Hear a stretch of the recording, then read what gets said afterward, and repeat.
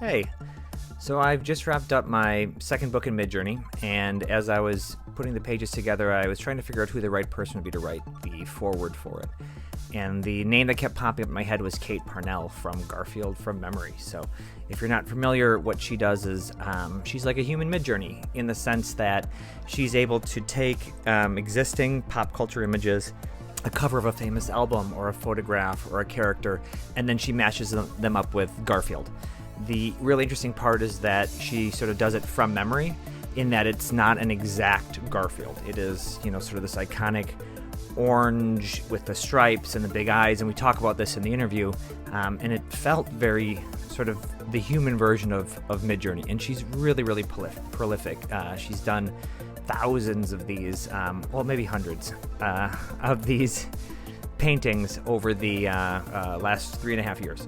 And so I asked her to write the foreword, and then as we got kind of talking about what that foreword would look like, it just made more sense to do an interview. And so I transcribed part of the interview for the front of the book, but it was a 90-minute call, and it was really, I think it's personal, it's touching, it's interesting, it's all the things that make human beings human and the opposite of AI. So I decided just to publish it here. Very few edits in what we had talked about. Check this out. I think it's an interesting listen to put on in the background as you work and hear Kate talk about what makes Garfield from Memory so unique. So enjoy. We're officially recording. This is all working, and if it does it right, I'll just memorize everything that you've said and I'll verbatim bring it back. So thank you for coming on. Thank you for coming to talk to me. I appreciate it. I am a huge fan of yours, obviously, and I've been a fan of yours since COVID started. We've never met in real life, so no. One of us couldn't be artificial, technically, and you wouldn't know it, right? Right. Neither. I could be a sophisticated, program. I could be an unsophisticated program if we're being honest. If we're being honest about it. Yeah. There's nothing sophisticated about this, but I think you and I forged a friendship. Can I call it? Can I use that word? Can I use the F word? We forged a friendship during COVID. Just around, I think me being a big fan of your work, and then just saying, hey, at some point we'd love to do something together. And then we've made empty promises about doing that for years now, and never followed through, which is like real friends. Well, I feel like that's me. I feel like that's mainly me not following through. But no, I think it goes all ways. I think I appreciate you always humoring me, though, which is a nice part of this friendship as well. Where I'm like, hey, I've got a weird idea, and you're like, tell me about it, and then it never, unfortunately, usually my weird ideas rarely take off. But in this case, I finished something, and I finished something that reminded me of you, because I think we're at a place where, and this is where I'm going to see how I segued into this interview. Yeah, see how this went? Right, yeah. We are at a place where craft, right, and a skill set, right? Someone who's studied, I think, and I know a little bit about your background. You've studied art, right? Like you are a capital A artist. I am a master of fine. Yeah. I have the terminal degree. That doesn't sound good. That doesn't. You know what? I'm sorry that you have the people are getting PhDs in it now, so it's no longer terminal. Yeah, but still, yeah. And you know what? I didn't learn how to do shit. Really? In a practical sense. Was it history? You studied mostly the history of it? History and a lot of critical theory, that sort of stuff in the program, which I've also forgotten. Yeah. Or never really absorbed because I thought it was not important at the time. I thought it was a little suspect at the time. Yeah. And I don't know that I've 100% changed my opinion, but then I sound like one of those cranks who's like, if it doesn't have a fucking flower on it that's painted real nice, then it's not useful, like. There's no better way to support your own argument by undercutting your argument, right? As soon as you start explaining it. I think that my therapist would say that's a defense mechanism, right? But so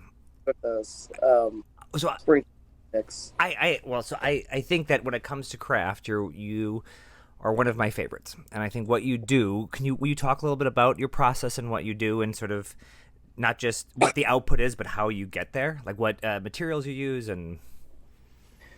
So I'm basically uh, producing one or two Garfield related, Garfield adjacent paintings a day. Um, and it's so I don't know how much you really want Yeah, me to dude, get, but give me all of it, and then worst case is I can trim a few of this, but I would love. yeah, I think what I really wanted to kind of understand is you physically make these, right? You sit down at I your do. desk and you paint this, Yeah, and the time it takes and the amount of the volume that you've been able to put out, I think is really interesting because I think that you're very what's the word, prolific. I have been the past 3.5 years or so that I've been doing this project. It's really taken whatever mental block was keeping me from making work for years and years, and I pretty much stopped painting, um, stopped making new paintings basically for a long time because of issues with depression and just being in a really shitty point in a lot of ways in my life. And somehow the the premise of this, that it's all kind of based on painting Garfield from memory, was really incredibly freeing to me, because as a subject it wasn't really something that I was attached to, that I felt. You weren't like super nostalgic about Garfield, or you weren't like No, see. I wasn't a Garfield fan as a kid, because my mother, this is going to get like Oh, I love Freudian, this. Yeah. but yeah, she actually does not like Garfield very much at all. So this is rebellion. She really hates Garfield. It's like the yeah, it's like it took me until I was what, like 39, to get my teenage rebellion fully out. And you went straight Jim Davis with it, which is what I love. It wasn't like you didn't go to Ramones. You went right to. I was like, what's something that I'm not going to feel like I'm doing a disservice to, Or or what's something, precious, right? yeah, that's not precious to me at all, because or now I have more affection for Garfield than I ever before in my life, really. But Can I ask you a really hard question? Have you looked at a picture of Garfield since you started this? oh my god, like every fucking day, it's just an idea. You are like, you haven't Sorry, I can Garfield. leave that out if that's like the trait, that's like the KFC secret Well, sauce. But people are like, do you still do it from memory? And I'm like, well, now it's sort of a different project, yeah, and so I look at Garfield all the time. were Like you? if I need depression, or if I remember like a weird one where he's making some, you know, crazy face. Can you talk a little bit about the physical, the actual production of it? You said you do 2 to 3 paintings a day. Like on what materials do I you use? I mainly use Golden's fluid acrylic paints, and I work on paper. For a long time, I worked on masonite, and I really love that because it sinks in kind of a really enjoyable way. I really enjoy the physical aspects of painting a lot these days, and I don't even know if I can explain how amazing it was when this project started to really work for me. But I had just kind of, it was all of the things that I thought I had lost in my life, or I thought I had failed at, or that I thought I had given up on. And I was just doing these drawings on the bus at first, on little, scraps of paper and stuff. And it it was something that was just for me, and it was something that there was no pressure on. And I had just gotten so, I think, in my head about the process of making work, partly because of going through a master's program where it's very much about like, what is your place within this larger history and framework and conceptual structure of art making. And it kind of divorced me from the part of it that is really sustaining, which is making. The expression, right? Like yeah.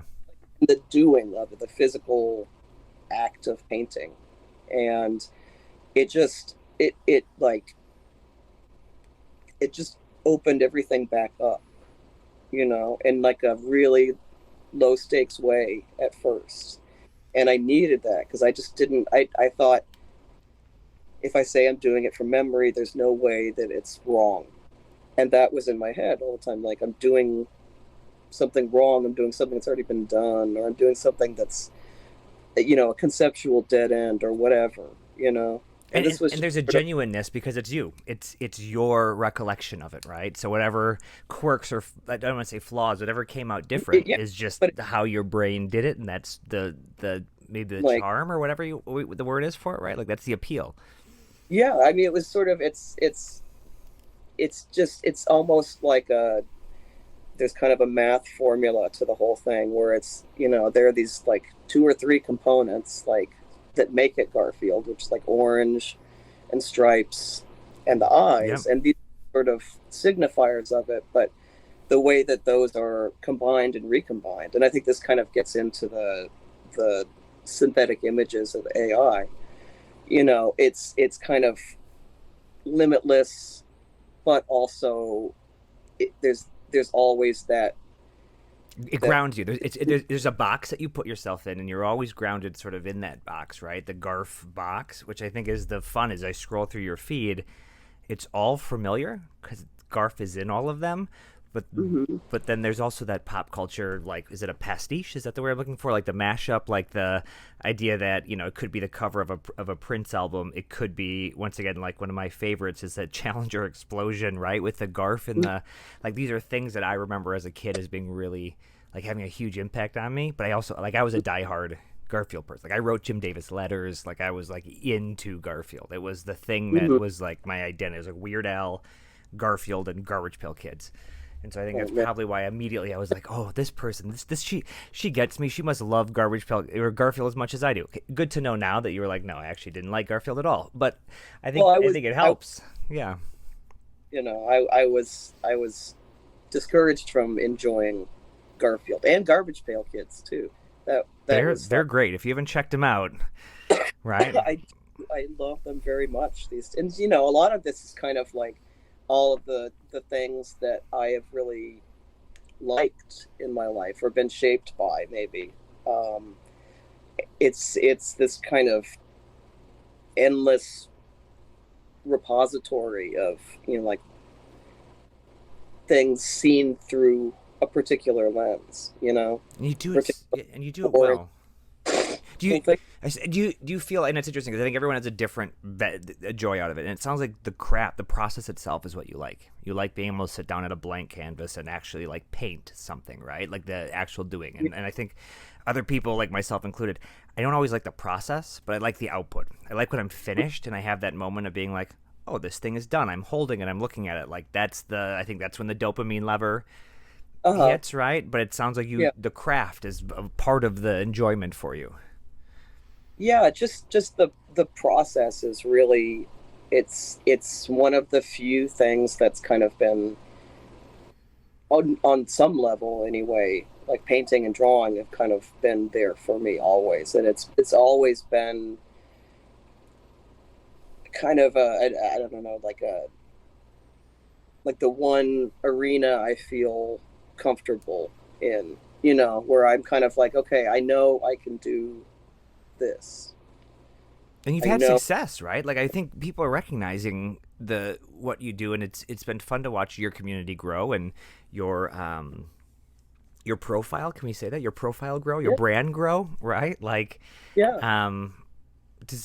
you feel like it's sustainable? Do you feel like you've got more Garfs in you? I'm sure I'm asking all the cliche questions, but it all is sort of teeing up to this next question I have. I mean,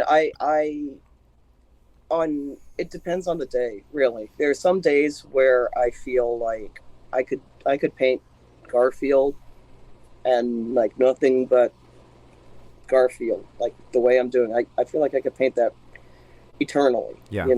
There's no real end point except for the one that I eventually will put on it or not. Like Do you have a last image in your mind? Is it like, is there one in your head that you're like, here's what I'm going out on, and when I paint this, I'm done? no, because I never want to stop painting. Yeah. And this is sort of, I mean, in some ways, I'm like, this is all a vehicle for me to be able to sit at home and paint all day. I mean, this is me. Like, I'm like, okay, I'm living my dream. I have a lot less money than in the dream, but like, I think we all do.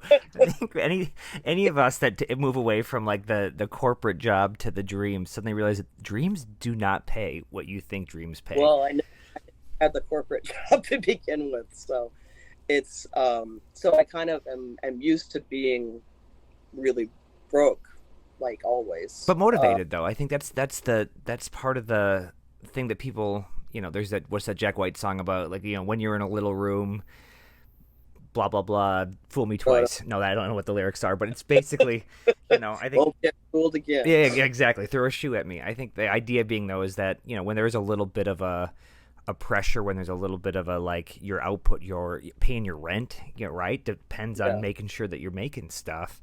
I think there's an inspiration there that helps motivate.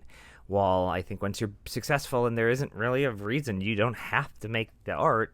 Some people fall off, right? Or their work diminishes because there isn't that drive there that's just about sustaining a roof over your head. I think for me, the real, I think the thing that put a lot of gas in the tank of this whole project was losing my job in the pandemic and being on the unemployment at the time, which was way more than I was making at my job as like retail. Yeah. And it was the first time that I hadn't felt that kind of pressure, it is a motivator, and it is one of the things that gets me up and moving in the morning. It's like, okay, I have to sell something today, or else, like, I can't pay my bills. Yeah. So it's a motivator to a certain extent, and then it's kind of a paralyzing fear, and it makes me go, and like, this month is a slow month for any kind of retail. Yeah.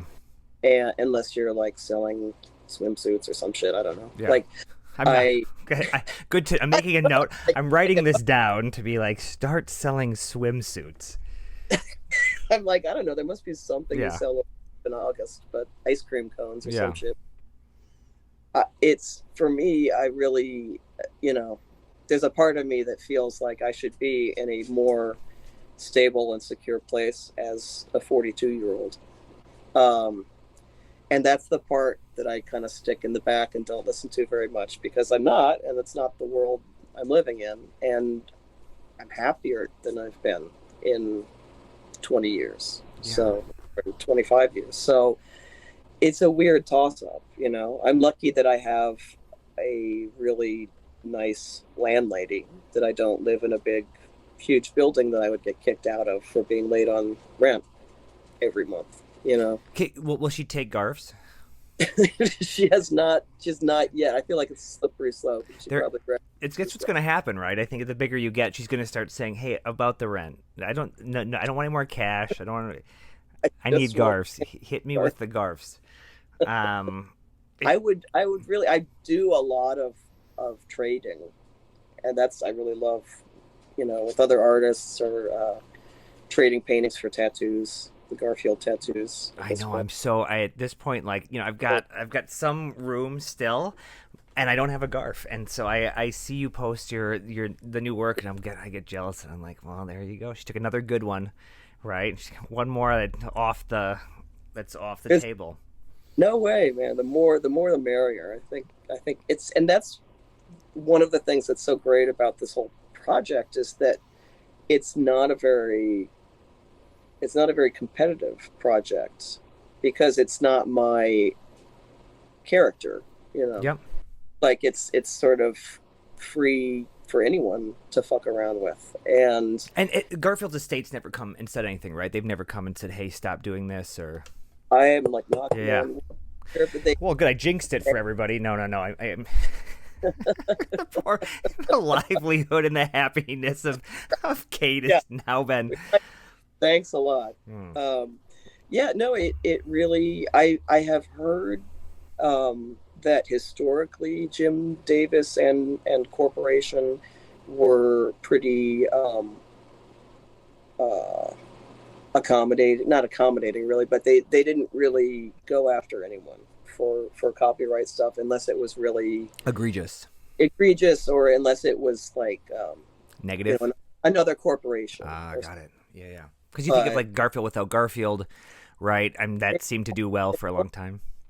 Paws Incorporated, which was the merchandising arm of Garfield, was they published that actually the book, the Garfield minus Garfield. Oh, they were the ones responsible for the book. Interesting. Well, they put the book out. Yeah. I don't know if I was on what platform he was on doing it, but It was probably Tumblr or the something back in the Tumblr's, time. Yeah, yeah, yeah. yeah. But they actually he Jim Davis enjoyed that one a lot. I think. I He think Jim thought Davis would. I believe that Jim Davis would also enjoy your work. I've never met Jim Davis, but I think he's like I, 200 years old right now. He yeah, just I turned know. I'm 200. like, I feel like I need to really like, and in cat years, that's like 1,000. Yeah, but they have 9 lives, so I don't. You got to do the math. I don't. That wasn't my strong suit, right? Like 110 or something, 111 years old. So I think this is all leading up to a question I have, which is, I think about the hours that you spent. I think about the talent you have, right? And it's interesting because if you scroll through your Instagram and you look at early Garfs and Garfs now, right, you see an evolution both in Mm-hmm. skill and in style and in I want to say depth of what you're doing. Right, like I look at some of the early Garfs and I'm like, oh, these are funny and cool, but there's like a simplicity which I think you've now like challenged yourself, right? Like I think you keep. Well, literally, those were on the bus. Like, those were on my like 40-minute bus commute to work. All the drawn ones at the beginning, at least for the first 2 months or so, or maybe even longer than that. But they were so it was just sort of out of necessity. They had to be portable. They had to be really, Yeah, and I'm really not knocking short. them. I mean I love all the early stuff. I think what's been interesting is just watching you evolve, right, and watching you get better and better, and the practice and the repetition shows. Like you can see your skill as a painter like increase, and you can almost look as I was scrolling through. It's like, oh, here's a moment where it feels like in your head you're like, I'm going to try something a little bit different. I'm going to try a new thing. I'm going to push this, or I'm going to mix differently. I'm not a painter, so I know nothing about Yeah. paint. So I'm just making up words that sound like they're about painting, right? I've seen the peanut butter solution, and that's the extent of my understanding of painting. But you put all the time and you put all the energy. You've honed this to like you're the expert, like the de facto expert on painting Garfield. And now you could some idiot with a mustache can go into a computer and be like, make me a thing, right? Make me a thing in this style. Take this character, take this whatever, and churn out this shit like hundreds of them in minutes. Is there a feeling? And I guess this is, and it's not like a trick question, like I gotcha, right? But there's a moment I think that I'm struggling with to be like, does the skill set matter, right? And I think the physical, the tangibleness of work, I think it matters. But like, what does the future like hold, right? Do you have concerns about that? Are you excited for it? Are you? Um, I I get, yeah, I I get, mean, I get real heavy. Sorry. yeah. Well, I mean, in general, I have a lot of fear about the future, but not because of AI uh, and its influence on painting. I kind of feel like we're all going to melt in about 40 years. It's not gonna matter when. Yeah, it's the planet's It's not looking 140. Yeah. great, There's a lot of things. So and again, it's kind of like, and this might get a little dark for a second, but the really nice thing about this project is sort of it's been a springboard out of a kind of crippling depression. And I mean, basically, like, I tried to off myself and it didn't work. And then I was like, well, fuck. Yeah, now I'm Like, stuck here too on top of it, right? Like, what yeah, the hell am I gonna do? like I couldn't even do that shit. Right? Now I'm just stuck. It's like my spaceship is gone. I'm just stuck here. I'm not going to try that again. So actually now there's not really any pressure, you know, and it's sort of like, how do I keep that feeling of like I've I don't have to worry about it anymore. I mean, like, I do, you know, I have to worry about life and everything, and but I'm not too worried about some of the looming things, you know, that I might have been before. So but to get back to AI, I feel like it's it's sort of the difference between synthesizing a sound and making a sound on an instrument, where you're sort of there's maybe a range, a sense of a broader perspective that's kind of clipped and abbreviated, that's sort of synthesized or combined with something else, and you get kind of an approximation of. There's no nuance, right? There's no sort of variability usually, right? It seems more I mean, consistent and I feel like there are things that you learn from actually generating an image, you know, making a painting or drawing something, or even like rendering on a computer, where you're doing something that's larger than. I don't know if I'm really explaining this the way that I want to. You know, I feel like a lot of, at least this is my understanding of AI, is you're sort of taking from thousands and millions of images of this thing, you know, whatever your input is, and it's kind of recombining it all. It's sort of shuffling the deck, but I don't really see where there's a chance for it to kind of become something new, if that makes mm-hmm. sense. Like you're kind of rearranging all of these kind of visual cues, and it's kind of like putting Garfield in everything. Like there's, you know, you have these signifiers, and they don't necessarily add up to the original, you know. Yeah. Like I put Garfield in, but it's not a cartoon Garfield. The idea is kind of a few generations away. So I wonder sometimes if AI is, you know, is it the sort of like the exquisite corpse of the surrealists, Yeah. you know, where these kind of juxtapositions and reshuffling can create new meaning. And that's where I'm kind of unsure. You know, I feel like there's something about, at least for me, the human directive, you know, or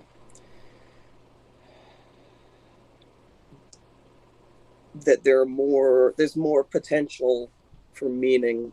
Maybe it just has another human, you know. Like, what? Then sorry, go No, no, no, ahead. no. Nobody wants to hear the words I have to say. I want to make sure that I mean, I'm the one who called you. Remember, to be like, hey, you're the expert and you're the smarty here. I want to hear your thoughts on it. But I don't, you know, I'm looking at this like I really I feel like I was kind of writing a bunch of gibberish, but like what I was sort of trying to get at is this like Frankensteining mm-hmm. of images, you know. And are we at the point where we can really create a monster, or are we just kind of sticking the head on, you know, and sewing the arms back on in a different place? I think the part that always trips me up is, as I think about any type of art, right? An artist is a product of their experiences. So what you see, who you've read, you know what you're into, right? Those things I think in your head kind of go in the same soup, and they come out right as an expression of your experience. And the AI works in a similar way. It doesn't have a feeling, right? It has an algorithm that it follows to say, hey, the parts that look like eyes should go above the parts that look like a nose, and the part that the the words come out of go at the bottom of that. You're like it's not thinking about it in the way that I think abstractly like a human does, where there's a feeling that says, and the reason I make my eyes brown is that my grandma's eyes were brown, and that means something to me, right? Like I think you lose that side of it. But I think what's really messed with my brain is it kind of works the same way a human brain does, you know, in the sense that it just takes all the input that it's had and spits out something that, you know, is inspired by, to your point, is sort of a Frankenstein of the inputs. I think there's good and bad that comes out of that, and that, you know, is art something that elicits, if it draws out a feeling, is that art, right? And whether a robot made it, a gorilla painted it, or, you know, a human spent, you know, their entire lifetime doing this one, if they bring out an emotion, you know, what is art? Like that's sort of an existentially question, right? Like I don't know if there's a right or wrong answer, but I think your point about, you and I both have I know it's an obsession. I have an obsession. It sounds like you have an inspiration of death and dying, and the how short and fragile and the time we have here is not long, and so trying to, it's not even find meaning in the experience, but just be here and do something, right? Because you're here and this is what it is, right? And that side of death, I think, is always sort of behind me, being like, because you and I are the same age, right? And there's a point where you hit middle age too, where you're like, I have less years left than I do that I've already spent, right? And it's a weird feeling too. But I think that it doesn't matter. The AI doesn't matter. The inspiration doesn't matter. The meaning is for you isn't the output, it's the process, right? And I think this is the interesting part, is that there's more to it than just like, hey, I spit out a thing, right? There's a catharsis for you. There's a ritual. There's almost like a meditation, right, that happens in the craft, and that's the value. Yeah. The value necessarily isn't the output. Like I appreciate your output. I love the things that come out of your the thing that helps you, right? But I think that's the difference. It's like telling a person, well, hey, you're really good at running, but I've got a robot that runs faster, right? But they may love to train, and they may love the camaraderie of the other people that they train with, and like I think we're a long way from me having a conversation like this with Midjourney, the AI.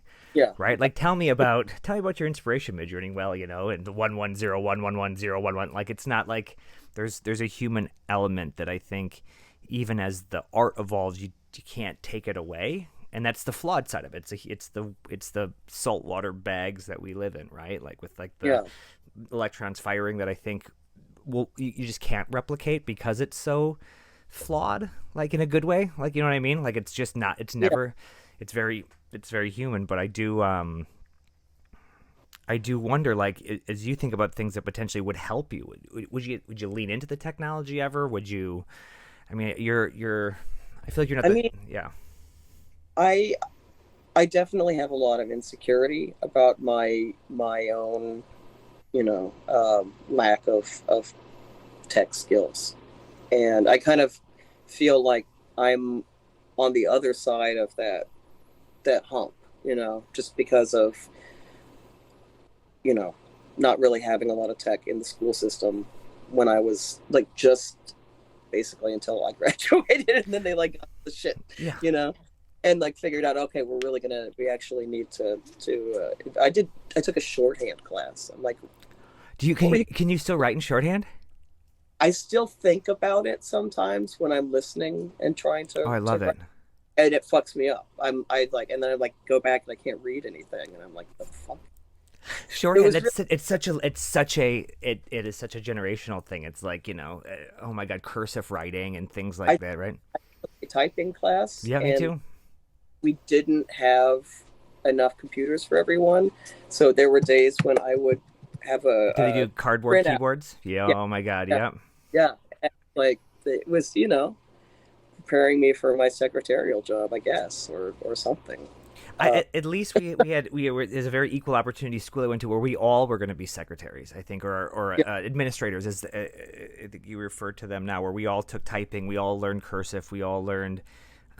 We had a class on how to fill out a check, right? Wow. Which I appreciated when I got older, because there's a lot of lines on that thing, and you're like, what the fuck? Like, how do I?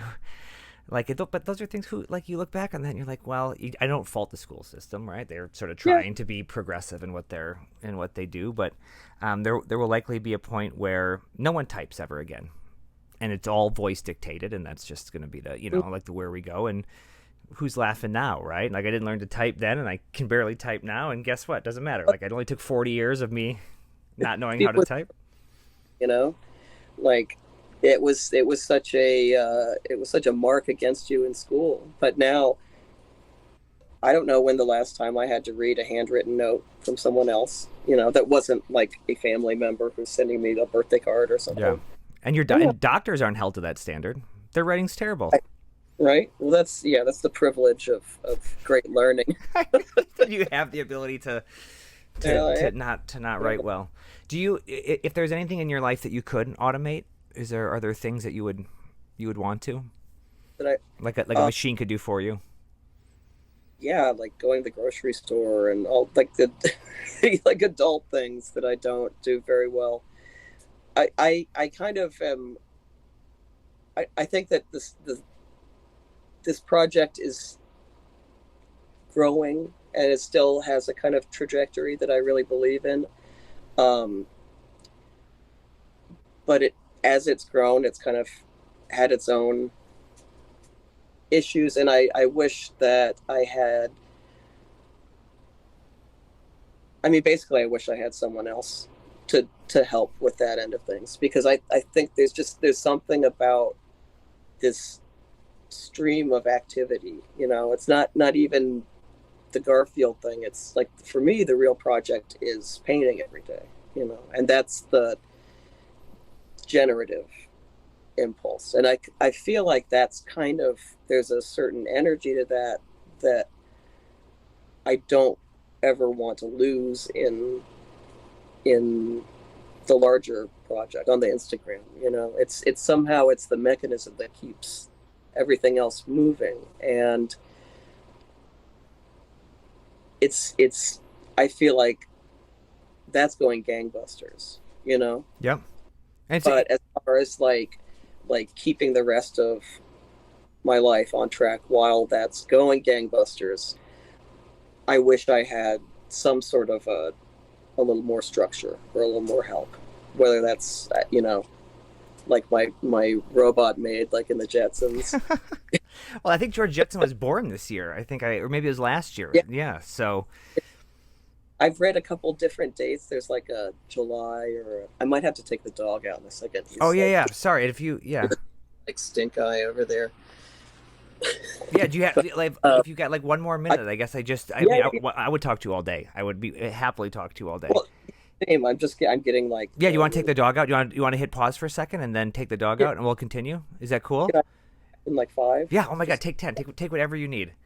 Okay. Yeah, a couple minutes to get him out. But how is your dog, by the way? We're both dog people. He's good. He's old and not in the greatest health, and lumpy and coughs and like snorts all the time. And he's like 14, 15? How old is he? He's 14. He just turned 14. Jeez Louise. So he's good. He's good. That's kind of all like how it goes, I think, at this point in the game, like snorting and coughing and lumpy and wheezy, and like I said, I'm in my 40s and I'm already there. So the fact, it comes for us all. Yeah, and I'm sure you've been asked this 1,000 times as you think about the future, right? Like there is, well, actually, before I go there, I'm curious. Do you follow other Garfield trends? Do you follow I'm Sorry John? Do you follow any of these other sort of places that are Garf related? Do you find that those communities overlap? A little bit, yeah. I mean, I don't know anyone else who's doing quite as much Garfield stuff. I don't really know if I'm like friends with anyone who's also like in it. In it. Yeah. In the shit. Yeah. Well, because I think what's interesting about the other like I'm Sorry John's a perfect example, right? So if you're familiar with it, it's this: they take Garfield and they make him this horrible monster that's like like Lovecrafty and demon. Yeah. But it's not one person; it's a community on Reddit that has got I think tens or if not hundreds of thousands of people who subscribe and post these horrific images of like Garfield tearing apart John, and it's like and it's always like I'm Sorry John, right? But it's an art. It's a group making the art versus you. Like you're like the heart and soul of this. It's not like you outsource to others to say, hey, give me your Garfield from memory and I post them, right? Like it's all you. Like this is a one person machine cranking out. But I think I didn't realize maybe. Well, I knew like Sorry John, Reddit, and all of that, but like, yeah, I think I was just like, oh yeah, I'll just keep doing this every day because I like it so much, and I'll just keep posting it every day. And then I'm like, holy shit, I'm making thousands of Garfield paintings. Yeah, do you have a number? I was going to ask if you roughly have an idea.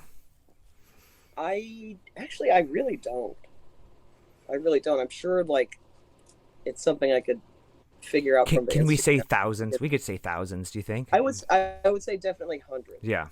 Hundreds of thousands, can I say that? That's you can say whatever you want. I love it. Millions. Kate Parnell. Hundreds of cats, thousands of cats, millions and billions and trillions of cats. Look at it. I like see, that's full circle right there. That's you can't write that. That book really was like it's still in there very much. Those hills with seething. Well, because that goes to you know what, you're good at this, because it goes to one of my next questions, which is talk about some of the inspirations from you and the inputs that maybe in your past have gone in that then come out and what we see now. Well, I love a long running gag.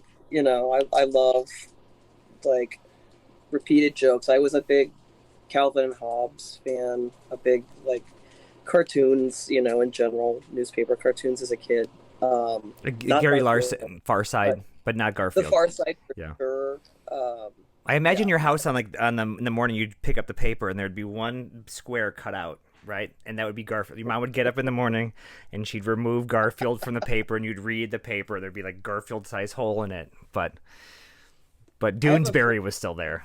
Whose grandmother hates Garfield with a similar level of passion, and he gave her she loves the word search books, like word. He gave her a Garfield themed one, and in the corner there's a little tiny cartoon on each of the pages, and next to that tiny cartoon she would write like, "You're fat and ugly," or like, "Stupid cat, rude cat," I'll send you a couple pictures of it because it's really surprising when you find a Garfield hater, but it can go real deep. Like, and I think the reason I liked him is he's kind of a dick. Like, he's not a nice person. He's selfish. He has no control. Like, he's very rude. Yeah, I mean, there are all the things to like a 6-year-old, I was like, oh, this person is. I wish he smoked, because then he would have been like the coolest person ever, right? It's like Joe Camel that doesn't smoke. He was just so like pissed off all the time, and it maybe that's part of our generation, is the cynicism of a Gen. Like, I would consider myself Gen X. I don't know if you consider yourself a millennial or a Gen Xer, but I guess like. I think we're that's that cynicism, right, that I think it comes as the tail end of the Gen X. But that's what I think Garfield I loved about him, was he was just a dick, right? Well, I think that's why my mom discouraged us from enjoying Garfield, because he's not a good citizen, He's not like, you don't want to teach your kids to be like Garfield, like kick the dog off the table and eat lasagna and sleep all the time. It's no wonder I've struggled with some of these things, right, in my life. I look back and I was like, I had the worst role models. I wish I knew other. I think I'm jumping back here. I wish I knew other people whose lives were as weirdly involved with something as this, and I like them when I find them usually. So I wanted to talk about this. Was one of my notes is that you talk about the trade community, right? And I've done some of this too. So, like, I'm a huge Dead Milkmen fan, and so Joe Jack Telcom, their guitarist, is a super nice guy. And when I was a kid, if you would have said, hey, there'll be a point in your life where you'll exchange drawings and paintings with him, I'd be like, get the fuck out of here, right? But I think as we get older, it's interesting because some of these musicians or some of these celebrities, their like window is passed a little bit, right? And so I think they're finding ways to connect and be relevant. Have you found people that you were surprised that were either into you or into your art that have reached out to you or you've done trades with, right? To say, oh my God, I love what you do. It's so cool to be able to have this communication. Honestly, the tattoo community has been a big part of that for me, and that's something that I came to pretty late in life, just about when I started doing the Garfield thing, a little bit before, and I just had no real understanding of how much it would change things for me, just about living in this meat sack and Yeah. like being really not a very comfortable person in my body. And it's so that the tattoo community is it's something that I really value a lot, and it's something that I'm kind of excited to come to as an artist in a place with my own work where I'm really happy with. I'm really proud of what I'm doing, as weird and kind of unexpected for me as it is. And so there have been a lot of artists, tattoo artists, who have either reached out and said, I like what you do, would you like to trade, or who I've gotten to be friends with through it. And it's like a community where there's a lot more reciprocity in some ways than the kind of traditional art community that I'm familiar with from grad school. And part of it is that I left New York right after grad school because my ex-husband was in a grad program. So it was I didn't really get to follow up on a lot of the art connections that I had, and I don't have a ton of artist friends in DC here. So a lot of my friends have become, they're tattoo artist friends, or musicians, or people who are like service industry people. And there's a lot of people taking care of other people in those industries, and it's kind of been a real relief because it was a really competitive. The art world for me was a place where I felt very insecure and very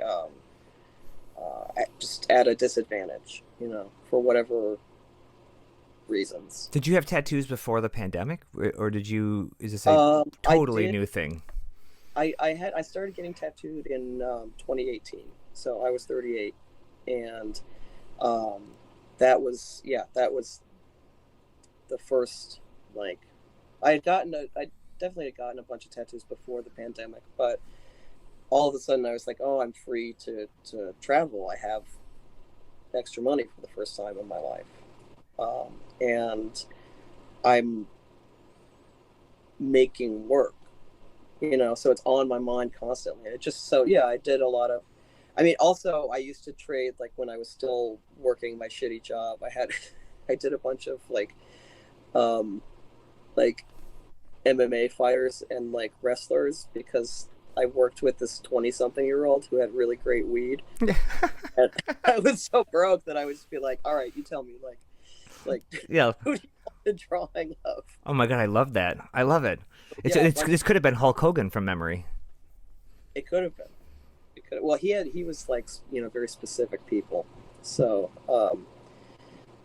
it's interesting, the tattoo side of it, because as a person who's also gotten tattoos, how have you?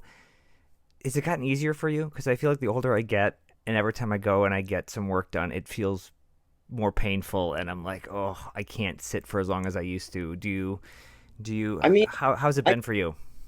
I kind of went in like I'm a 38-year-old soft woman who, like, I'm not. Was that your pitch going in? Hey, I'm just gonna, let me tee this up for you.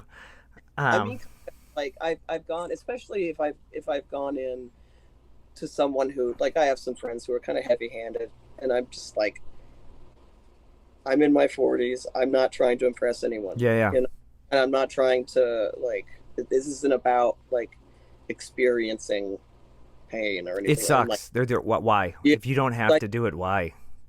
There's some places I don't think I will ever get done, and that's okay with me. Like, if I run out of room and I'm 95, maybe I'll do my ankle, but like, fuck that.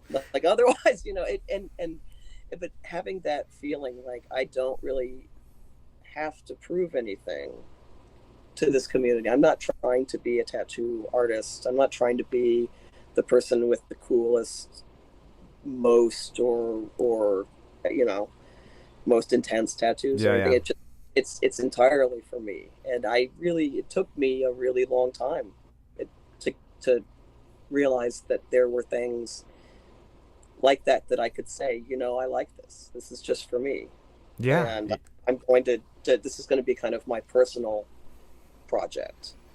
And it's become really intertwined because of a lot of the trades, and because I know a lot of tattoo people through Instagram, and because I'm kind of, as another like long running stupid joke, I'm like low key trying to get the Guinness Book of World Records. Oh, For is there a number that you're trying to hit that already exists, or are you just going to try to go until you've got enough that 55. 55 Garfield tattoos? The category is most tattoos of a single cartoon character, and there is a guy in somewhere in Northern Europe that has 50 some Homer Simpson tattoos, like whole like leg, sleeve, and arm. Start getting them real small, because that way you've got. You know Well, what I mean? yeah, I know. I started off with like big ones, and now I'm like, okay, let's get some little like our faces in there or something. But but it's kind of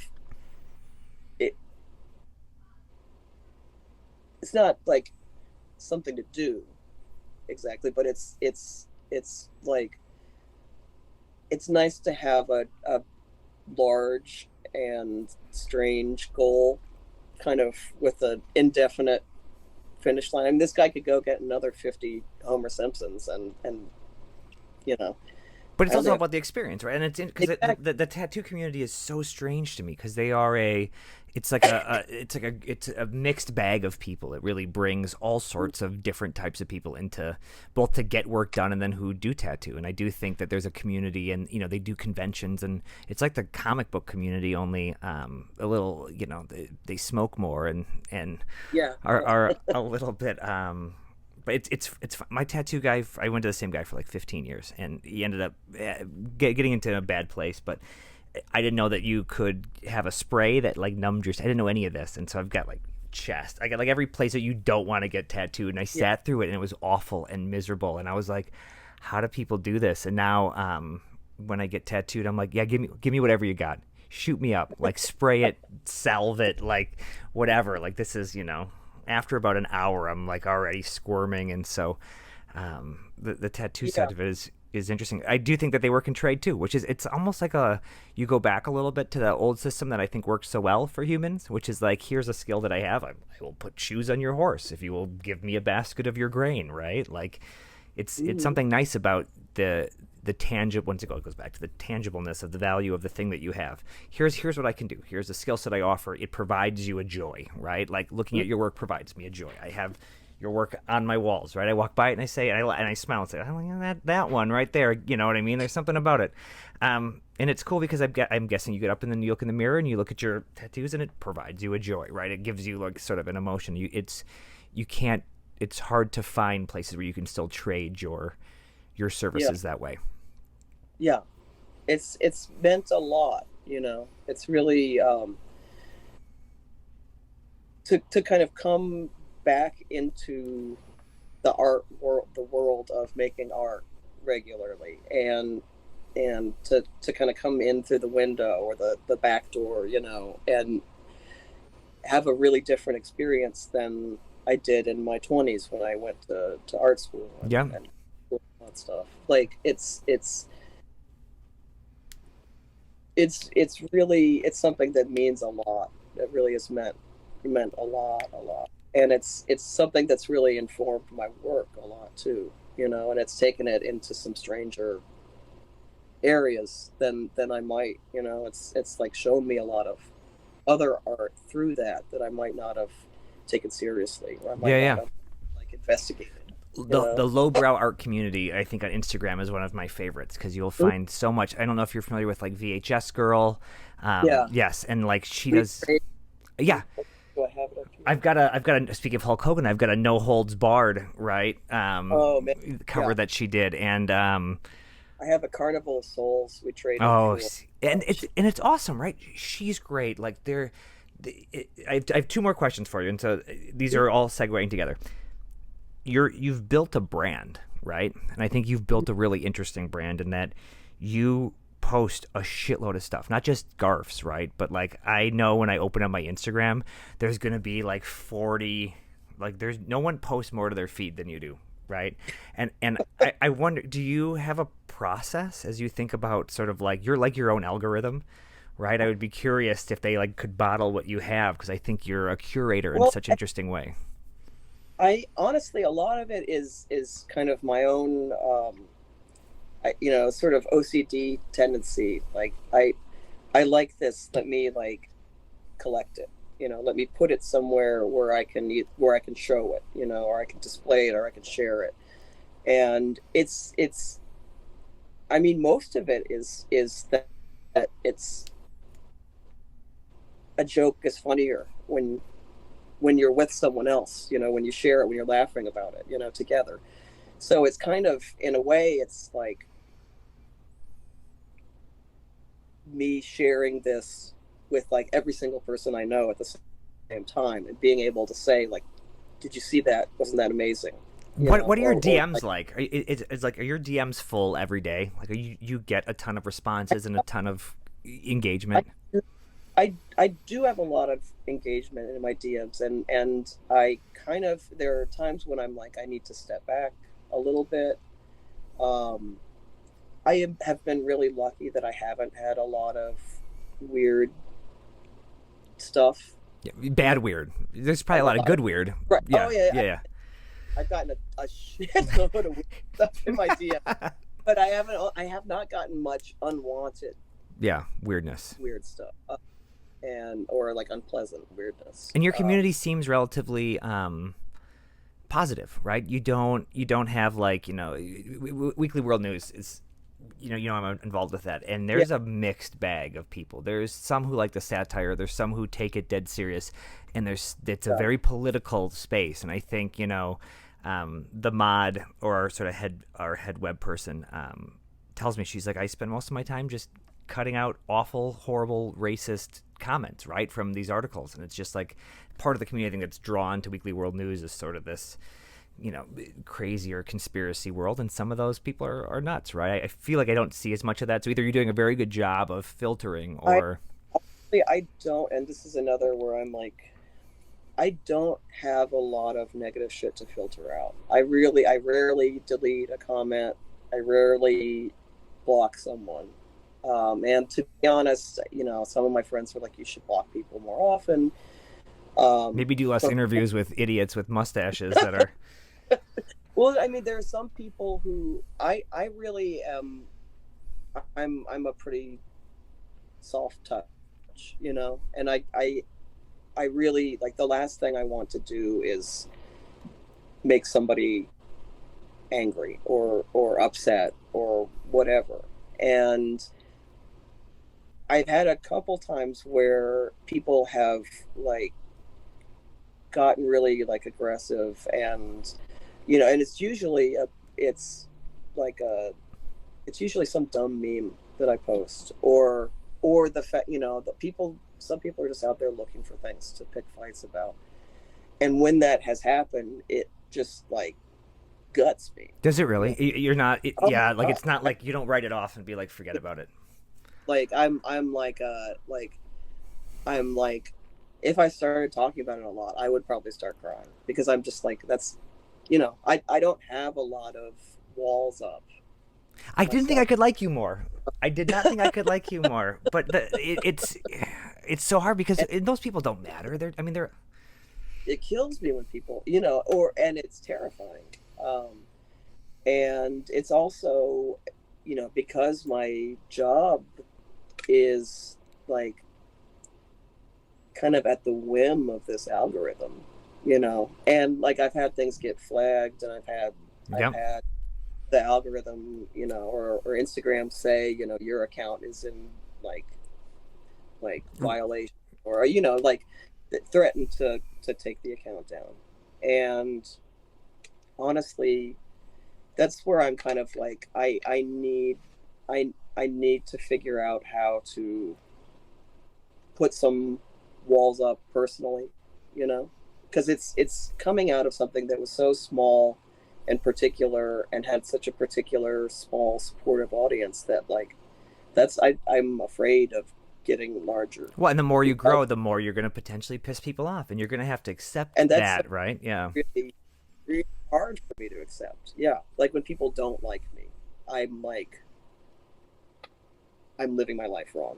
You know, like And I'm like, why don't they like me? What am I doing wrong? And that's not how it works online.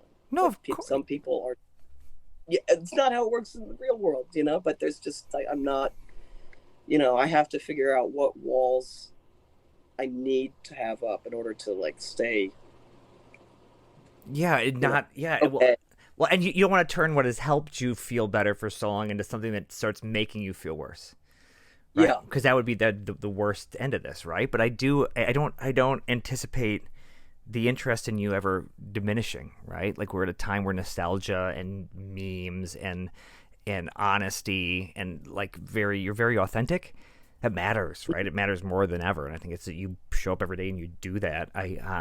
It breaks my heart that those things bother you. Like I feel like like there's part of me that's like, why would you know, like who cares? Because you're so good at what you do, just fucking write it off. But I also am not, you know, you, and it's always difficult. I think when someone posts, I guess you know what, to some extent, I think I've seen comments on things that I've written or posted. People are like, this is trash, this sucks, and I'm usually pretty thick-skinned. There will be moments where it gets you, and then you know, it's like when you get honked at in your car. It sometimes ruins my day.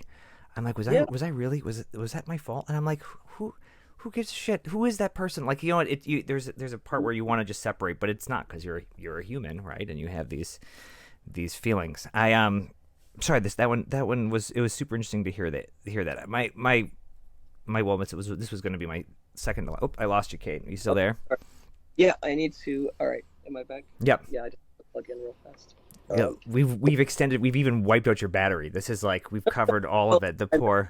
plug it in last night and I didn't. So I was going to ask you. Instagram is where you started. You and I have talked about expanding into, you know, things like NFTs and all that, and you don't want to jump on a trend that's not necessarily going to be either financially lucrative or torpedo the community, right? And so, like, yeah. have you thought about where you take this next? Do you start a Discord server, right? And do you live in Discord and do you want a more direct connection with your community, or what do you think is next for you? Well, I'm trying to kind of figure out a way for it to be more financially stable, so I'm not like at the sort of mercy of the of market. that my like emotional well-being is like tied to like, you know, being able to like afford to live in the world, or feel like a, you know, like a real person in the world with like a credit score or something. It's I'm trying to do a short kind of West Coast tour in October, going to like CatCon, Pasadena CatCon, and it is because I want to meet people in person.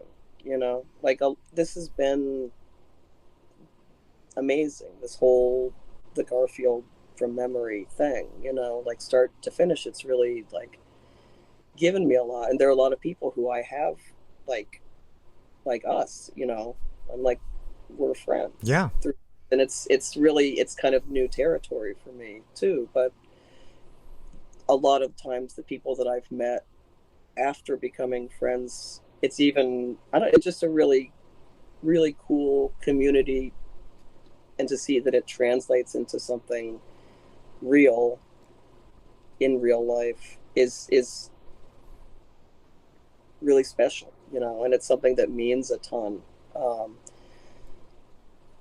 Do you like to travel? Yeah, I like to travel. It really exhausts me also, because I'm kind of an introverted person by nature, and I, you know, this is kind of, the Garfield thing is about as extroverted as I ever get, you know, like on Instagram, you know, and I kind of can put things out there that I wouldn't necessarily talk about. Yeah. You know, sort of, that's like, there's like it's like a barrier. There's like sort of a, yeah, or, like a, yeah, it's kind of like in the same way that when I worked retail, you know, I'd be like, okay, I don't feel like talking to anyone today, but I have to because it's my job. So I'm just like, work Kate, just like always down to talk and like be real positive, you know.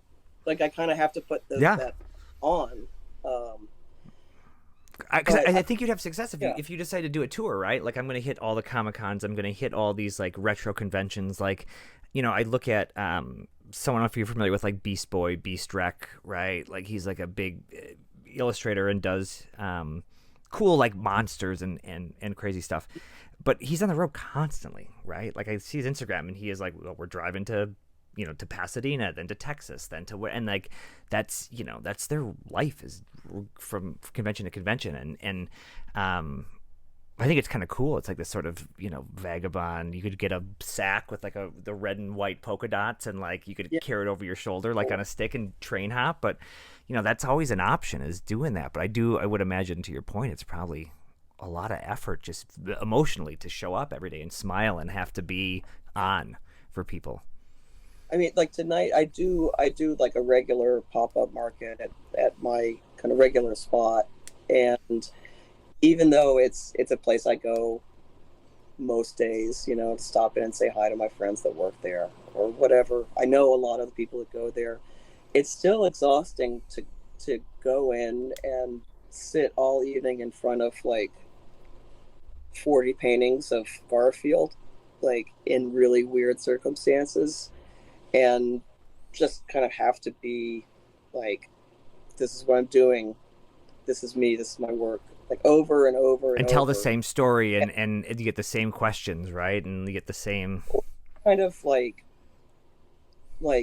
sell people on it every time, you know, because it there are moments where, you know, people are not really prepared to like walk up to like a I don't know, like Garfield with like a giant hog on like the cover fine something, and like I was setting up the last time I did one of these. I was setting up, and it was earlier. Nobody else was setting up yet, and there was a couple who was, I guess they're on a date or something in the bar, and I put up. There's that one that's like Kermit and a female Garfield, which I have as a print. And I put it up, and I heard one of them go, "Ew," and I was like the whole evening is usually, you know, it's kind of a mix of like, oh my god, and like, oh my god, and it's like that made my night, honestly. But that didn't bother you, right? Like you felt that yeah. That was funny to me because I'm like, wow, this elicited such a negative response from people who I really. I mean, I'm trying not to be a dick, but like, I didn't really care if they liked it or not, and they didn't really look like they would to begin with. So it was sort of like, and yeah, I don't know, I could enjoy that, but like when they're online, and I don't know, it's sort of a commitment to being mean that people really lean into on. I love that someone to your face is like, this you, and you're like, don't care, and then some like. Just some Yahoo behind a screen is like, I don't like these paintings, and you're like, ugh. Right? Yeah, like sitting on the toilet, like crying, like, something like, like why doesn't he? Like, it was such a gut response. It was such an honest ew that like, I like it. You know, I think a knee jerk reaction is a pretty valuable one to get, as you know. Whichever way you're trying, it's a well, and you're seen in that moment. In that moment, you're seen. That person who you would never talk to, that you never interact, like you have now had an impact on their day, good or bad, right? Like the thing that you made, and you sat in front of a board and you painted, right? Like sat with them so strongly that they physically made air come out of their right? Like that's a kind of a good feeling that you can do that. It was an amazing feeling. Yeah, and that's, I mean, that's the kind of connection that I love. Also, you know, I remember looking through your. Oh, sorry. Go ahead. No. I was just saying, like, unless they're like being really like aggressive about it, and I have had some people. Very, very few people. It's usually the World Trade Center one, which I get it, right? because I have decided not to put it up, because I'm not. It's not meant as an aggressive painting. Well, it's normal, right? It's yeah, the normal trade center. It's and I was and I didn't mean to interrupt you. I was gonna gush, but it's funny because we were going towards the same place. My favorite of yours, and I have a print of it, and I kick myself because I remember when you put it up, is the Challenger one, because I remember being whatever it was, 6 or 8 or whatever, maybe even 4, whatever year that was, and I remember I was getting babysat by these weird couple that my parents would drop me off at their house. They had like 40 kids they babysat. It was like a zoo. It was basically like a child zoo, and they just put us in the fence in the backyard.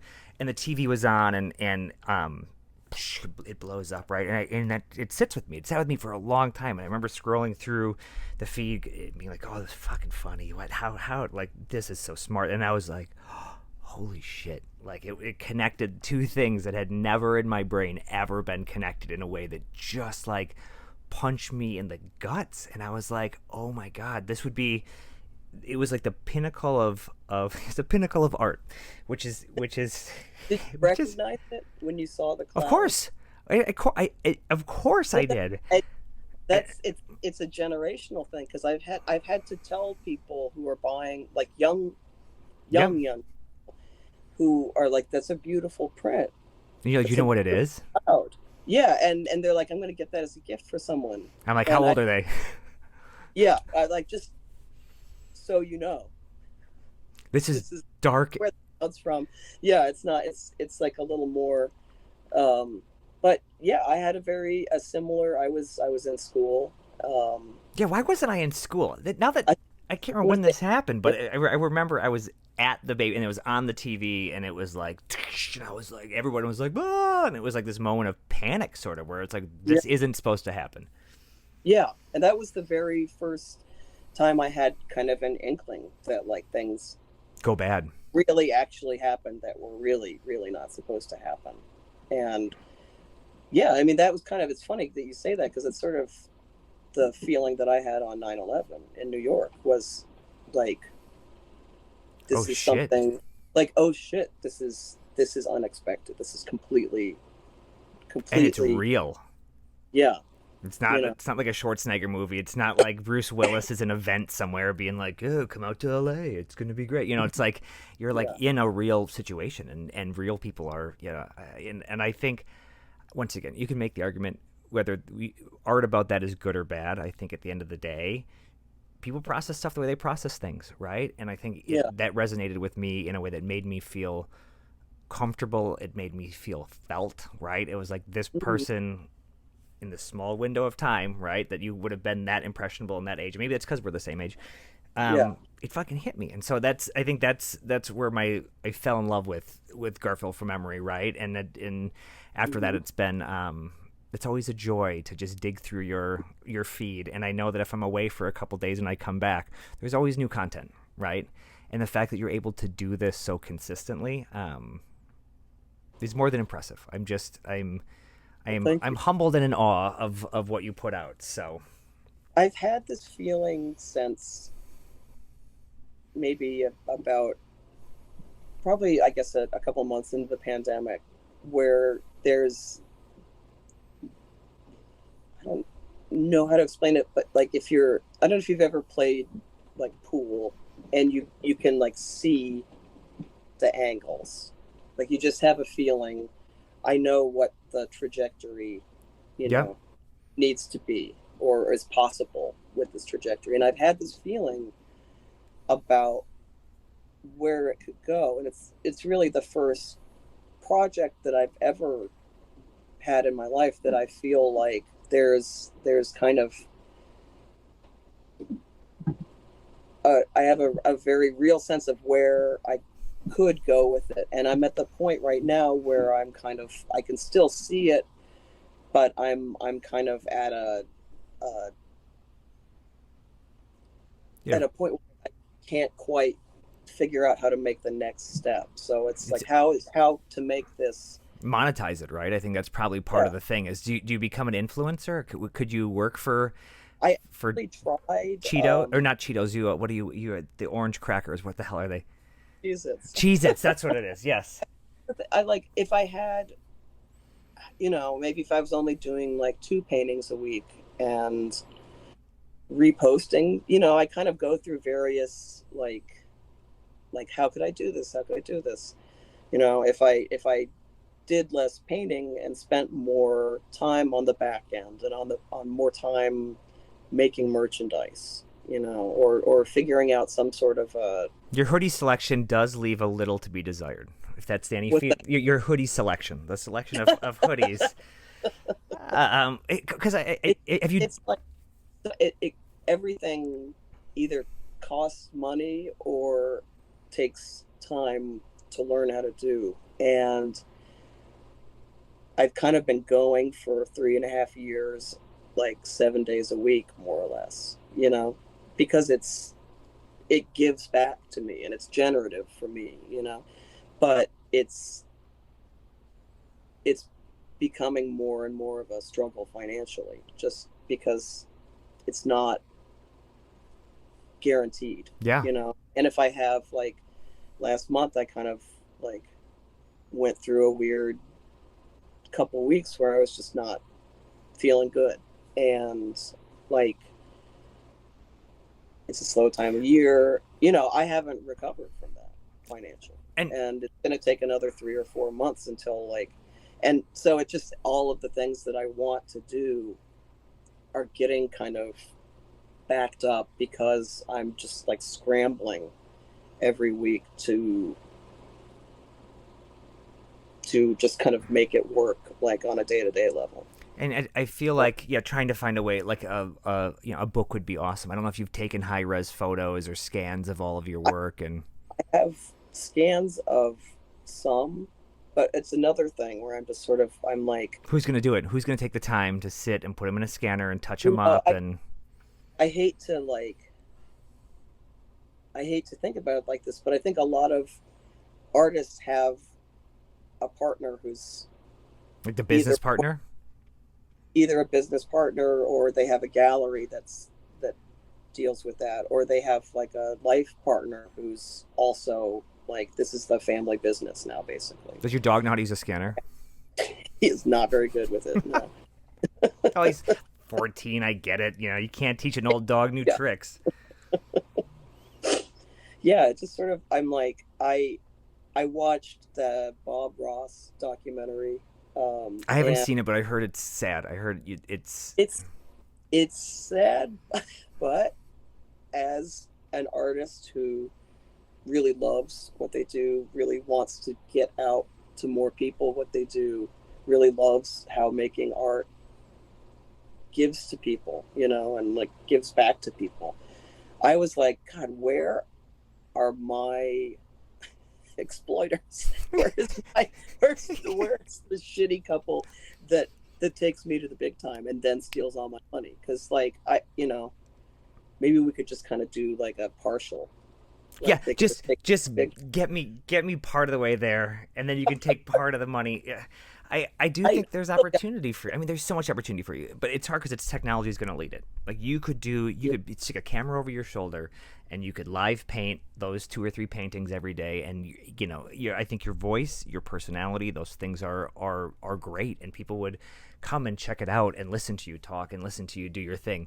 But it's hard because I think there's a gap there in what we were talking about earlier, and the technology and how do we get there. And if you're not raised in it, it's sometimes hard to take the time to learn it. And even starting this interview, I've done a bunch of these, and I've talked, my camera's not on, oh, the fucking mic's not working, like, you have to troubleshoot all that, and it gets you out of your flow. And I think trying to build your audience is going to be is probably part of what's next. And maybe it's even, is it leaving Instagram? Is it going somewhere else? I mean, or supplementing Instagram is probably the word, right?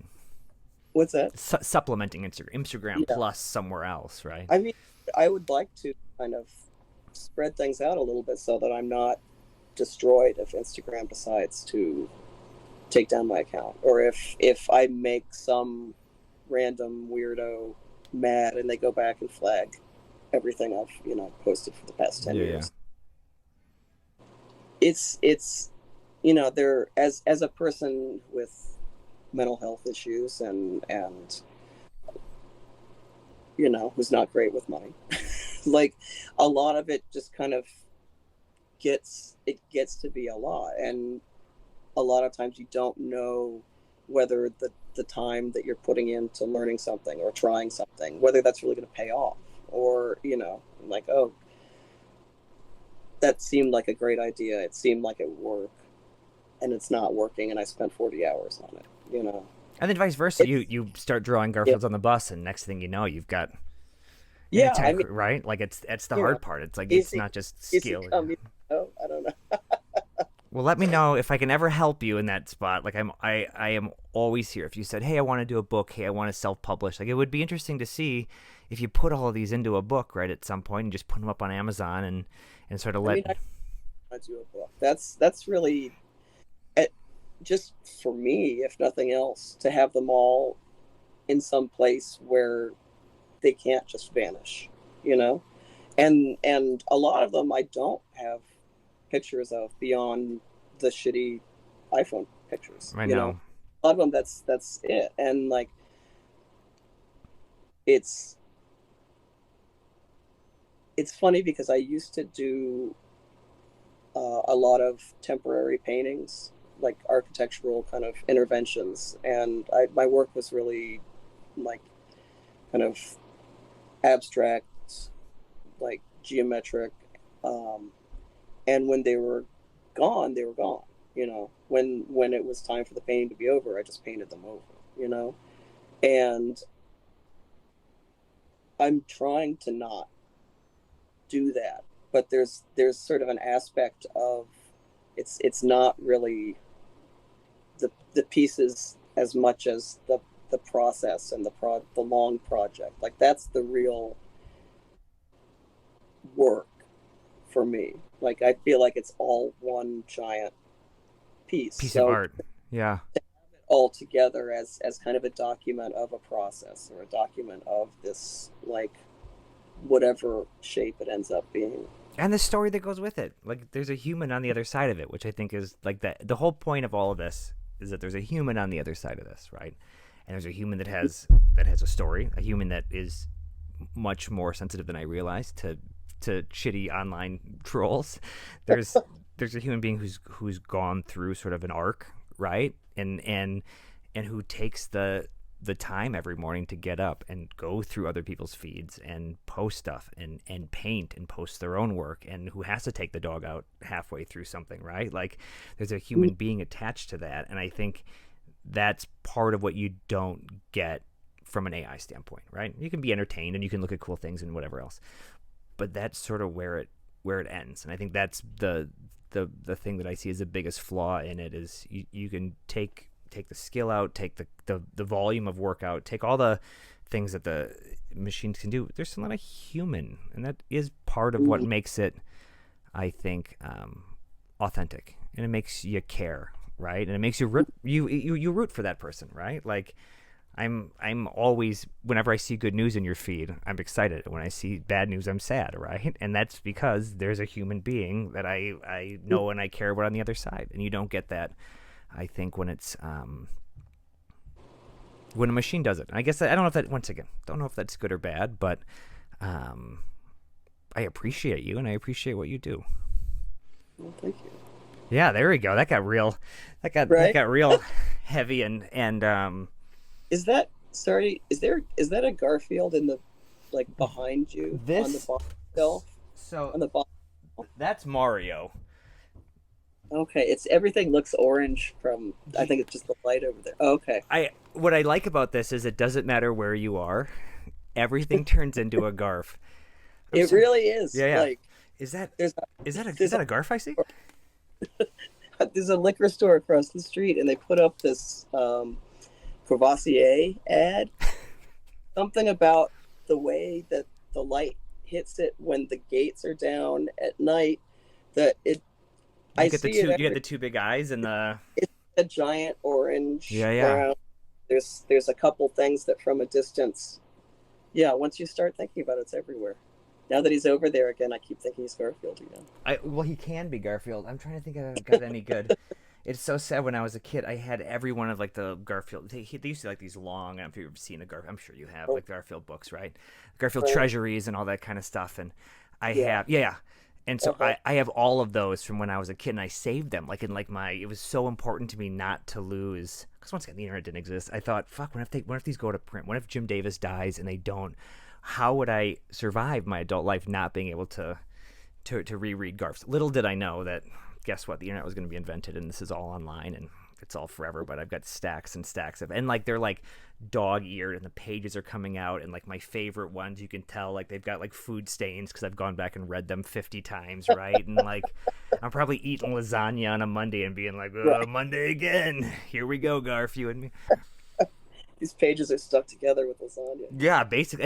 And it's but it I don't know, there is, you can print out books, at computer, whatever else, but I do think having the physical media too is important, and it's, I think it'll make a comeback, right? I think you'll see, just like vinyl records did. I imagine there's going to be a point, some point, where people are like, oh, sorry, I only read physical books, right? Like that's going to be a conversation at some point. Like I only go on with paper. Expectation and not a just a normal thing, you know. Yeah. Is there anything I can answer for you? Do you have any parting wisdom, any thoughts? Well, I was actually, I mean, Sorry, I feel I like literally asked you questions for like 2 hours. no, I mean, I feel like we haven't actually really talked about your book at all. We can. Or, It's the least interesting part of this, right? Because I think the well, I I mean, like, what kind of framework or prompts do you give it for a narrative, or do you just kind of let it spin off and you select? so Did you, I made you up say, strict rules. Like I had it, went to your earlier point. Like I think putting yourself in a box forces you to be creative, right? If you're like, hey, do whatever you want, then it feels too abstract, right? And so I think my thought was, um, Basil Wolverton is my favorite artist of all time. And I didn't know that until a few years ago, because I loved Art Crumb, like when, like my teenage years, when I was like getting high and like reading like alt comics, and like I don't what you don't realize is that you have all these. We're gonna get kicked out of here in 10 minutes. This is perfect timing. Um, I I I I fell in love with Basil Wolverton because he's inspired everybody, right? Like, yeah, like so many people you look at, and you look at what he did at Mad, and he was like I think it was Lil Abner. I can't remember what the guy who did Little Abner ran that contest, and his crazy lady with like no one had done work like that. Like it was just so bonkers and out there. So I literally into the prompt. It's like it starts with Basil Wolverton, and the cool part is he's got such a huge body of work between Space Hawk and his Mad stuff and all this. Like there's a ton for I think the AI to dip into, and then someone had put in, and the AI is very, there's like no, there are a lot of words, fart, pee, poop, like anything around nudity, all censored, right? I think because they're really trying to have a community that isn't making pornography or violent images. mm-hmm. But someone had found that man being shredded by an industrial meat grinder works. Like it must be a picture of something in there somewhere. And so I had seen these industrial meat grinder images coming out. They were like these faces that were like they're distorted, and they weren't like bloody, but they were weird. And I was like, oh my Mm-hmm. God, if I take Basil Wolverton, whose art style I love, and this industrial meat grinder thing, and put them together, well, I have this whole thing. And then you can iterate on a version, right? So I did this first book. The second book, I kind of had learned all the mistakes. Like, you need to think about your panel layout. So if you can put in an aspect ratio to say, hey, give me an image that is 5:3, right? Or 1:4, whatever it is. And I want it to be in Basil Wolverton style, and I want it to be a sad woman walking her dog in the park with other people around thinking about lasagna. And that's like the prompt. And then you kind of iterate from there, and you'll run it a few times, and they'll come up with versions. So then I get out all these images, like hundreds and hundreds of images that I'll have in a folder, and then I'll go into InferKit, which is like a AI generative text app, and I'll start putting in words like dog, depression, lasagna, Monday, and like all these, like, because the original idea was that AI was gonna be about Garfield the dog or Barfield the dog. Well, the AI didn't pick up on the Garfield. All the Garfield references I was putting down didn't show up, and it ended up being this story that it came back, and I get, like whatever it is, hundreds and hundreds of sentences, right? Like a huge novel, basically, of it's not nonsense, but they're kind of like in chunks of 500 or 1,000 words stories that the computer is completely written, and it has scrolled thousands of articles and is like, hey, well, with dog and depression and lasagna, let me tell you a story about blah blah blah. And then I go through and read all of it, and my thing is, I don't Photoshop any of the images. None of them have been retouched. They're 100% how they came out of Midjourney. The only thing I may do is I may flip them, like so that I need someone's head looking a certain way to fit the panel, but that's the only changes. And all the sentences I keep 100% intact from what the AI gives me. Now I'll cut and paste. So if I've got a block of text and I only want the bottom 4 sentences because it makes sense, and I lay that out, and then I literally just drag the images into it. But I do the image generation first, and then the text, and then I just put that into a comic book layout. And there's some art, let's call it like lowercase a art, in that you've got to pick the sentences, you got to lay them out in the panels and how you want the pacing to be. I'm the one who bolds the words that I think need to be bolded to tell the story, but I didn't change any of the words. I didn't adjust it. Say it would have been nicer if they would have said dog instead of cat, or whatever. Like the computer did all of it, and so that's sort of the process. And so when you read it, it kind of makes sense. Like it kind of tells a story because I've kind of forced it to. It also is real strange, right? And it ends, of course, with death, because that's what it has to, because that's everything I end up has to somehow end up in a cemetery, right, with somebody mourning something. Because if I'm not reminded about it, then why would I show up, right? Like that's the drive. It's so sad. It's like I need to be thinking about it all the time to drive myself to do stuff, because otherwise I'm like, I'll just sit down and play video games and forget about it. But is that helpful? Is it weird? Yeah. We're all the. I know. I love those. I love them. And it was sort of like that. That was, I was like, oh man, variations on a theme. I mean, that's kind of the story of the past few years. But it's also, I hadn't realized how not collaborative, but how involved both sides are in the process of getting a tattoo.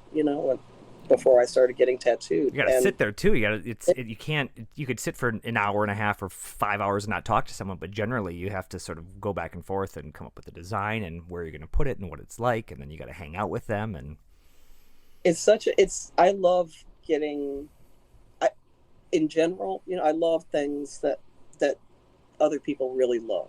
I love things that get people excited. That's why it's like I basically get to kind of cherry pick the most exciting things or the most precious things to people in their lives and fuck around with it, So, especially getting the Garfield tattoos, it's like there's just something to working with the character. It's just so engaging, and people are they're just down to fuck around. Yeah. And it's kind of like that's the spirit that I approached the whole project in. So it's really like that moment of like, let's fuck around with this together. That's really super exciting. And I started getting the tombstones, and people were into it, and I'm into it, and I still love them. But I was like, it's just funnier, Yeah. It's just more fun. It's more engagement, and I feel like it's kind of like there are a lot of people who are like, okay, this is kind of a crazy idea, and I'm like, I'm in. I'm in. Like, I don't even need to hear it. Yep. And like that's kind of the energy that I love bringing to the project, and that's kind of the energy that I want to come out of it. And it's just I feel like there's that connection in there is the most valuable thing. Yeah. The most special thing to me is just that kind of interactive moment. So yeah, I kind of hope that keep that rolling. Yeah. Okay, it's my last. It's good. That was good. I liked it. We went on a journey, is what I liked about that. I liked. Okay, it's my last question. As I think personally about what I'm going to do next, do you have any ideas on what would be an interesting mashup? Something that, obviously I think you've got the Garfield market cornered, but if you've got other mashups that potentially to just drop my way, I'd be curious what you'd like to see. What would be interesting from your point of view? And I didn't tell you this question ahead of time, which is totally not fair because I should have let you think about it. But anything off the top of your head that'd be interesting. Garfield has a really special place, just as I think, as far as this sort of generational moment. Um, it would be challenging to find another character that's kind of has the range. I don't know. I mean, I'm a Warner Brothers, Okay. like I'm like Tex Avery Wolf, and Yeah. like of the like um And what's their situation? Then hit me with the okay. So we've got the Tex Avery style. What's the what's the situation? What's the mashup? I don't know. The Tex Avery Wolf isn't really PC these days. I would imagine, like a Wooga, yeah, Wooga thing. Yeah. It's like I think that's an interesting part, though. Is like what comes back out of it? Is it the Tex Avery Wolf at a Greenpeace rally? Is it like a like getting hit by a self-driving car or something like yeah, that. yeah. Right away they're dead. Sorry, Oh yeah. yeah, you've been injured. Um, okay. My notes are Tex Avery Wolf bodily injury. Somehow we Right. ended up back with the person in an industrial Tex, meat grinder. Tesla Tex Avery Wolf or something in there. Yeah, I was thinking more like a librarian, right, or like a Little House on the Prairie, like Laura Oh, Ingalls Wilder. that's the next thing. Yeah, That's the that's what I was next. trying to figure out. What's my next thing? I was thinking if you had any suggestions, I wanted to. Mom was a librarian, and Little House on the Prairie. I always change the channel because there's 2 episodes of Emergency, and then Little House on the Prairie comes on, and I like I can't do it. I couldn't do that show as a kid and as an adult. I couldn't do it. read the books. My mom used to I've been to read the out. house. I've been to her house in Pepin, yeah, in Wisconsin. So It's not a Little House at all. no, I'm like well, maybe that makes me a super fan. Actually, well, this has been Go to the Little House in the Big Woods. yeah. This has been real. This has been more Yeah, than real. It's been surreal. And look, the that's it. call is about to end, so that I've timed this as well as I could. Thank you for the time. I really Thank appreciate it. you. Yeah, I'll send you all this. I'm gonna get all this digitized and typed out, and I'll send it all to you, and you can take a look and nix Awesome. what you want and leave what you are cool with, and then I'm gonna stick it in the front of a book. Sounds good.